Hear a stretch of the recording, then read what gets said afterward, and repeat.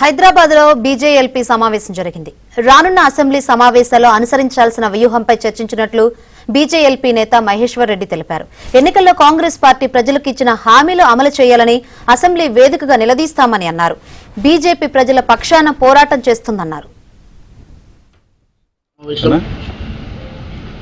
Bharatiya Janata party 8 మంది ఎమ్మెల్యేలు కలిసి ఈరోజు ఈ సమావేశంలో రేపు రాబోయేటువంటి అసెంబ్లీలో మా వ్యూహం కానీ రేపు ఈ అధికార పార్టీ తీసుకునేటువంటి ప్రజా వ్యతిరేక విధానం ఏ రకంగా ఎండగట్టాలనే అంశాన్ని కానీ బడ్జెట్ సమావేశంలో ఏ రకంగా మేము ఎదుర్కోవాలన్న అంశాలన్నింటినీ కూడా ఈరోజు చర్చించడం జరిగింది.